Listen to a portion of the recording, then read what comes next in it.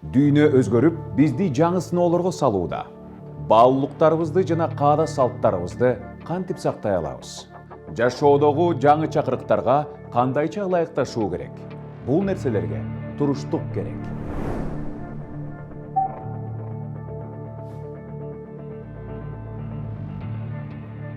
Мен Урмат Борченов, бул туруштук программасы. Саламатсызбы? Акыркы бир жыл оңой олтоң болгон жок. Пандемия эпкини менен экономикалык абалыбыз кыйындады. Саясий өзгөрүүлөр орун алып, биз көнүп калган кадимки жашообузда жат көрүнүштөр орун ала баштады. Ооба, карантиндик режимдин киргизилиши менен башында үй бүлө мүчөлөрү толук чогулуп, бетме-бет отуруп, көбүрөөк сүйлөшүп калдык деп сүйүнүп да аттык. Анан эле каржы каатчылыгы, коронавирус кулаш жайып баштаганы, эми эмне болот деген кооптонуулардан улам чогулган стресске түшө баштады.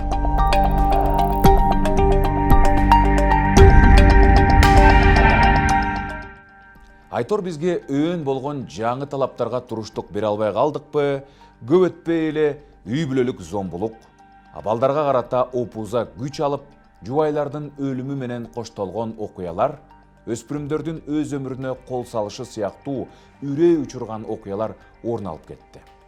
Үй бүлөлүк зомбулуктун курмандыктары мындай коогалуу учурда кайда барып баш калкалап, кимге барып жардам сураарын билбей, бардык кысым менен басымдарга чыдаганга аргасыз болушту.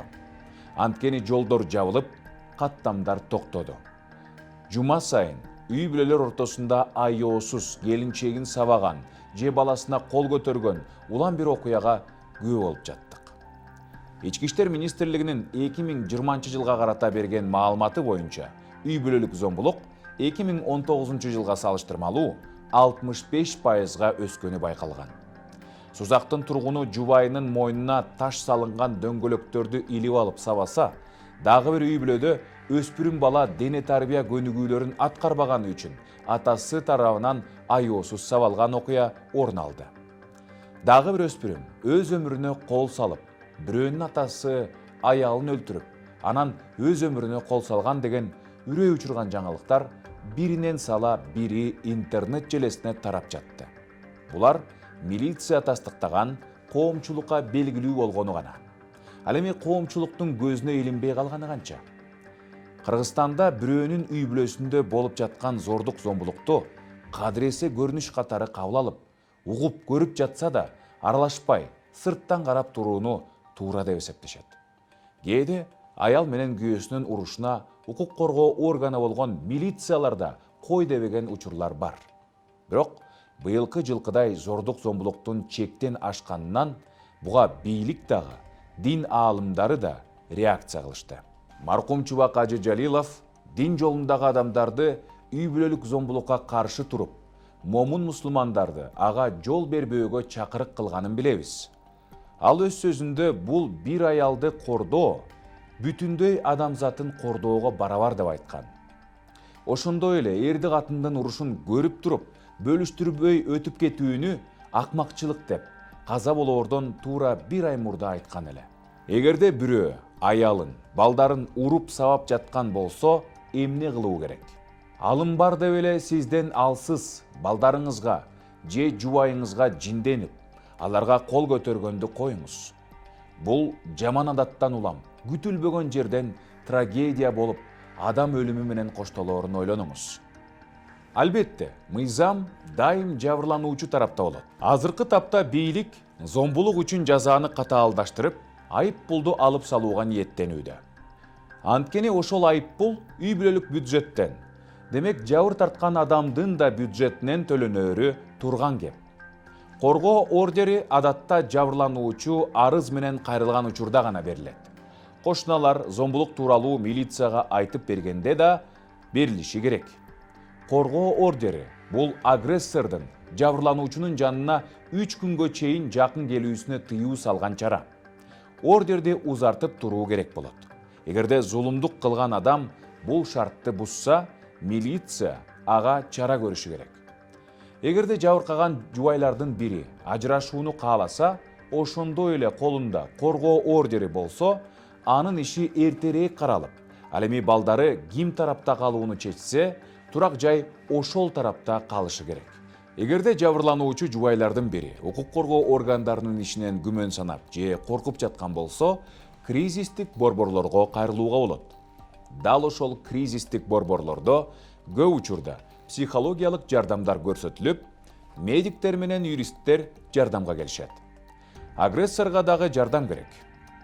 Зордук зомбулуктун курмандыктарына эле эмес, агрессорго дагы жардам берүү керек.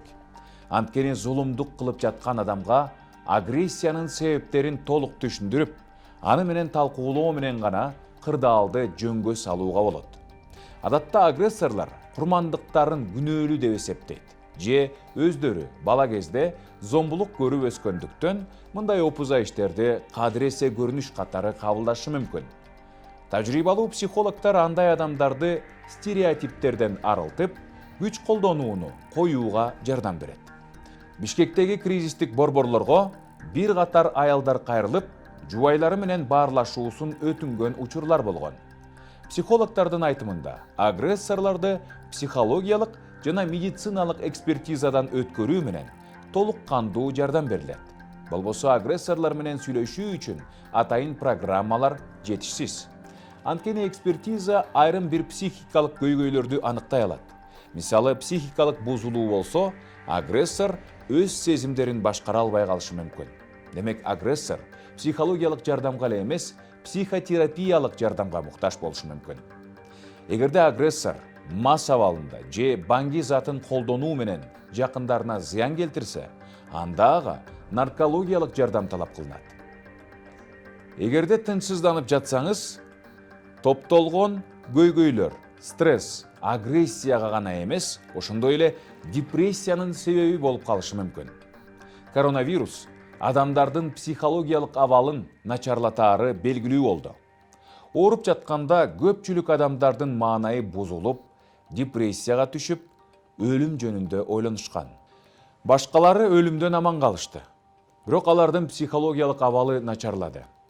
Айрыкча улгайган адамдарда жана бойдоктордо тынчсыздануу деңгээли жогорулады. Айрым кыргызстандыктардан уйку качып, алсыроо сыяктуу көйгөйлөр курчады. Бүткүл дүйнөлүк саламаттыкты сактоо уюму айрым адамдарда тынчсыздануу, коркунуч менен коштолоорун билдирди. Ал тургай Кыргызстанда коронавирустан айыккан бейтаптар өз өмүрүнө кол салган учурлар катталган. Республикалык психикалык саламаттык борборунун маалыматы боюнча, Кыргызстан калкынын 0,4% психикалык ден соолукка байланыштуу көйгөйлөргө, ал эми калктын 20% психикалык саламаттыгына байланыштуу көйгөйлөргө туш болушкан. Бирок Кыргызстанда психологиялык ден соолукту сактоого каражат аз бөлүнгөндүктөн, көптөгөн психологдор кыйын кырдаалда жардам көрсөтүү үчүн керектүү билимге ээ эмес. Депрессия оорлошуп кетиши да мүмкүн. Бул көңүл чөгүү же жинденүү гана эмес, бул оорунун кесепети, ал да канча татаал. Саламаттыкты сактоо тармагынын адистери депрессия ар бир адамда кезигээрин жана аны антидепрессанттар жана баарлашуу менен гана айыктырууга болоорун айтышат. Депрессиянын белгилери: энергиянын жетишсиздиги, табиттин төмөндөшү, уйкусуроо же уйкусуздук, тынчсыздануу, концентрациянын төмөндөшү, чечкинсиздик, пайдасыз сезимдер, күнөөлүү же үмүтсүздүк, ошондой эле өзүнө өзү зыян келтирүү же өзүн өзү өлтүрүү ойлору болуп саналат. Билесизби, зомбулуктун дагы бир түрү бул эмоционалдык зомбулук. Кимдир бирөөнү кагып силкүү, дайыма жаман сөздөр менен кылган ишин сыпаттоо адамды депрессияга алып келет. Ачуу шайтан, акыл дос демекчи, ачууга алдырбаңыз. Бирөөнү депрессиялык абалга жеткирбеңиз. Ошондой эле сизде тынчсыздануу пайда болсо, адистерге кайрылыңыз. Өзүңүздү жакындарыңыздан бөлбөңүз. Күнүмдүк режимди сактап, сейилдөөгө аракет кылыңыз. Ынтымак бар жерде ырыс уялайт. Алкоголь жана баңги заттардан алыс болуңуз. Бул сиздин абалыңызды начарлатат. Эгерде сизде өзүн өзү өлтүрүү жөнүндө ойлор пайда болсо, тартынбастан жакын санаган адамыңызга айтып, жардам сураңыз.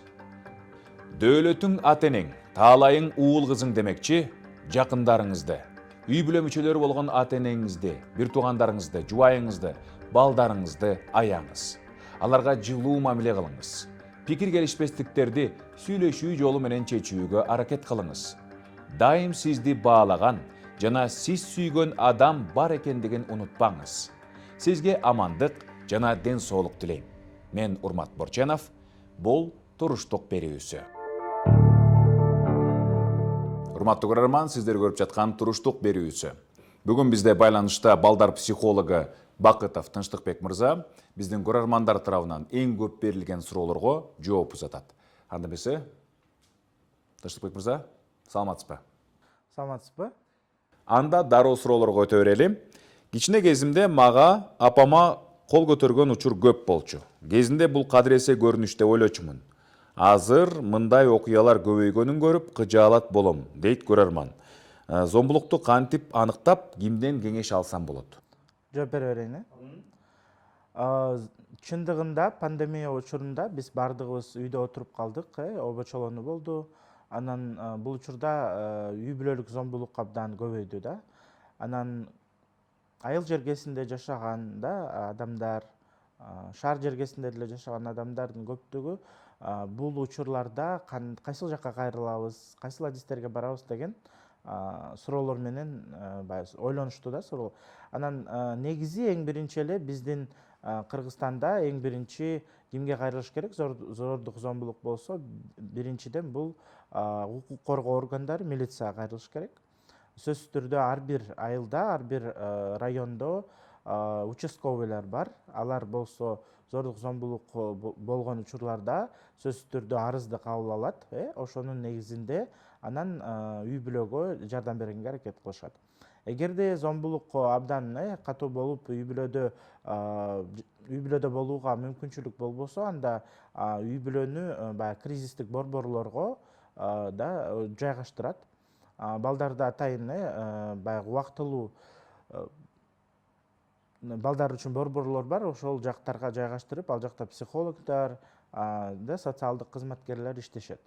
Мисалы, ушу балдар үчүн кызматтар жөнүндө айтсак, бул 111 номери балдар үчүн ишенимдүү телефон, ошол жакка чалып, жардам сураса, алар баягы кам көрүп, бүт баягы кийинки коргош үчүн иштерди аткарышат да. Анан 112 деген номерге да чалса болот. Көңүл чөгүү депрессия болушу мүмкүнбү? Депрессия канчалык деңгээлде олуттуу? Негизи депрессия деген сөз, биз эгерде мен башым ооруп атса, бүгүн өзүмдү жаман сезип атсам эле, мен депрессияга түшүп калдым деп айтабыз да.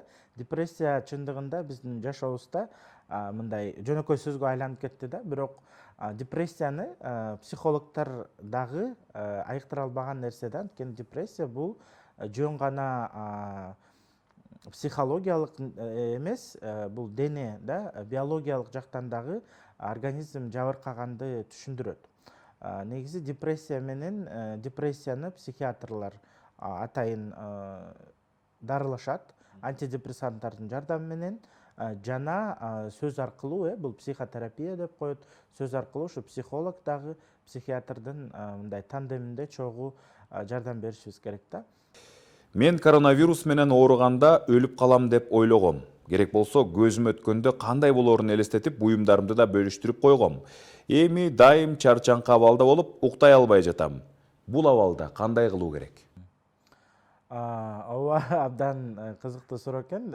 Негизи мен да коронавирус болуп ооругам, мен психолог болобу, врач болобу, бардыгы ким кезиксе, бул вирустун негизи башында бардыгыбыз жакшы түшүнгөн жокпуз, кандай кесепеттери болот, бул вирус изилденилген эмес буга чейин. Ошондуктан бардык дүйнө жүзүндөгү адамдарда кабатырлануу пайда болду, ой чачырандуу болду, өлүм жөнүндө бардыгы ойлоду, анткени көп адамдар бул дүйнөдөн өтүп кетти, балким жакындарын жоготкондор да көп болду. Ошондуктан бул суроо баягы нормалдуу ойлор да, биринчиден.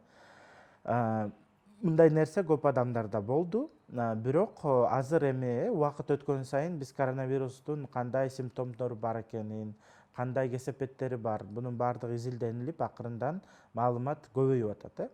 Ошого байланыштуу биринчи өзүбүздүн ушу ичибизде болгон баягы ой толгоолор болсо, коркунучтар болсо, туура маалыматты окуу аркылуу туура адистерге баруу аркылуу биз өзүбүздүн ушу тревогабызды ичкибизде болгон баягы кабатырланууну азайтышыбыз мүмкүн. Мен кээде аялымды урган учур болот, бирок катуу эмес. Мындай нерсе аялды тарбиялоо үчүн керек деп айтышат го. Бирок ар жолу кылган жоргуман улам жүрөгүм ооруйт. Кайда барып кеңеш алсам болот? Жакшы суроо экен. Анткени көп учурда ушул зордук зомбулукка кабылган жапа чеккен адамдар гана ушул суроолорду беришет да. Бул суроодо болсо баягы өзү агрессивдүү болгон агрессор берип атат. Негизи көп учурда зордук зомбулукту кимдер колдонот? Өзүнүн психикасынын кандайдыр бир өзгөчөлүктөрү бар адамдар же болбосо кичинекей кезинде травма алган балдар, чоңойгондо ушу үй бүлөсүндө аялдарына мындай зөөкүр болуп, аларды ушу зордук зомбулук көрсөтүшөт да. Ошондуктан негизи башка өлкөлөрдө ушу агрессорлор менен иштөөгө дагы атайын реабилитациялык программалар бар. Анткени алардын дагы психикасы бузулган, ошондуктан баягы туура эмес иштерди жасап, баягы үй бүлө мүчөлөрүнө зыян алып келип атат да. Биринчиден биз психологко кайрылышсак болот, же болбосо ушу милицияга кайрылган учурларда атайын реабилитациялык программалар Кыргызстанда жаңыдан ишке кирип баштады. Ошондуктан кээ бир аймактарда ушу реабилитациялык программалар ишке ашып, ушу агрессорлорду чогултуп, зордук зомбулук көрсөткөн адамдардын өзгөрүүсүнө жардам бере турган программалар ачылган.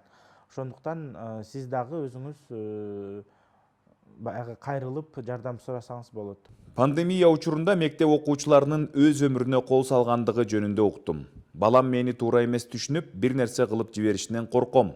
Мен баланы катуу кармаган энемин. Ким менен сүйлөшүп, кандай кылуум керек? Негизи эле балдар менен бул суицид жөнүндө сүйлөшүүдөн коркпош керек. Бирок эми жана биз байкап турушубуз керек. Суицидтин дагы ар кандай белгилери болушу мүмкүн. Биринчи баягы стресстен, депрессиядан уланып, анан суицидке барышы мүмкүн. Суицидке ата-энелердин айынан баргандар бар. Кандайдыр бир бирөө да жигити же болбосо сүйлөшкөн кызы таштап койсо, андай учурларда да суицидке баргандар бар. Бирок негизи балдарыбыз менен терең сүйлөшүп, жашоонун маңызы жөнүндө, келечекке болгон пландары жөнүндө сүйлөшүп, аларга мындай чоң адамдарга кылган мамиле жасасак, анда алар бизге ачык болот жана өзүнүн проблемаларын айтат, көйгөйлөрүн. Эгерде биз ата-эне катары ар дайым эле урушуп, бир нерсени үйрөтүп, туура эмес кылдың деп критиканы көп айтсак, анда алар жабылып, баягы айтпашы мүмкүн да. Ошондуктан бул суицид деген нерседен коркуунун кереги жок. Мектепте дагы бул суроонун алдын алуу боюнча иш-чаралар жүрүп турат. Балким эгерде сиз өзүнчө сүйлөшө албасаңыз, ата-энелер менен чогулуп, биргеликте мектепте атайын лекцияларды эле семинарларды уюштуруп талкууласак болот. Балдарымдын ортосундагы конфликтти кантип жөнгө салсам болот? Биринчиден баягы канча бала үй бүлөдө бар, ар бирөөнүн да өзгөчөлүктөрү бар. Анан мисалы сиблинг деген түшүнүк бар психологияда. Биринчи балаңыздан кийин экинчи балаңыз канча убакыттан кийин төрөлдү, анан үчүнчү балаңыз канча убакыттан кийин төрөлдү. Мунун бардык балдарыңыздын психологиясы ар кандай болушу мүмкүн. Анткени мисалы улуу балдарыңыздарда жоопкерчилик сезими көбүрөөк болушу мүмкүн. Кичүү балдарыңыздарда мындай бейбаштык, анан өздөрүн мындай бүт нерсени алар үчүн баягы жасап эркелетип, ата-энелер балдар үчүн, кичүү балдар үчүн бардык шарттарды түзүп эркелеткенге аракет кылышат да. Анан ошого жараша ортодогу мамилелер, баягы балдардын арасындагы мамилелер мындай бирдей эмес экенин байкашып, ошондон дагы ортодо ушу келишпестиктер чыгышы мүмкүн. Мисалы, эмне үчүн кичинекейге биз бардыгын жасайбыз, чоң үчүн жасабайт да. Же болбосо эмне үчүн менин бөбөгүм төрөлүп, бардык көңүл, убакыт ушу кичинекей балага өтүп кеткенде, кичине улуурактар мени ушу ата-энем жакшы көрбөй калдыбы, эмне үчүн өзгөрүп калды деген суроолор пайда болот да. Эми чоңураак болгондо алар түшүнүшөт. Бирок кичинекей убакта, мисалы 10 жашка чейин, алар үчүн мындай стресс болушу мүмкүн да. Жаңы бала пайда болсо, мурунку баягы эркелетүү, көңүл, мунун баардыгы баягы кичинекей балага өтүп кеткендиктен, анан ортосунда кийин баягы ичинде эгерде ошол таарыныч калып калса, кийин чоңойгондо ошо бири бирине бул нерсени баягы өчүн алышы мүмкүн, же болбосо жактырбашы мүмкүн, эмне үчүн бул нерсе болуп жатат депчи. Анан ортодо конфликттер ар кандай себептерден чыгат да, мисалы оюнчукту бөлүштүрө албай, же болбосо мамилени, ата эненин мамилесин каалайт, бирөө апасынын мамилесин көбүрөөк талап кылат, бирөө атасыныкын талап кылат. Ошон үчүн балдардын баардыгына мындай бирдей мамилени көрсөтүшүбүз керек да. Анан мисалы улуураак балдарга айтышыбыз керек, киши там сен иниң же карындашың, сиңдиң пайда болду, бирок бул кичинекей, биз ошон үчүн буга көбүрөөк мамиле бөлүп калдык, бирок биз сени мурункудай эле жакшы көрөбүз деген нерселерди айтып жана түшүндүрүш керек. Анткени көп учурда ушул нерседен баягы кызганыч болуп, анан балдардын ортосунда конфликттер болушу мүмкүн. Анан эми акыркы учурда балким телефон же болбосо компьютер талашкан конфликттер болушу мүмкүн. Бул нерсени дагы мындай иретке салып, эрежелер аркылуу конфликттерди азайтсак болот. Чоң рахмат Тынчтыкбек мырза, бар болуңуз. Көрөрмандарыбыз тарабынан эң көп берилген суроолорго жообун узаткан балдар психологу Бакытов Тынчтыкбек мырза болду. Берүүбүздү улантабыз.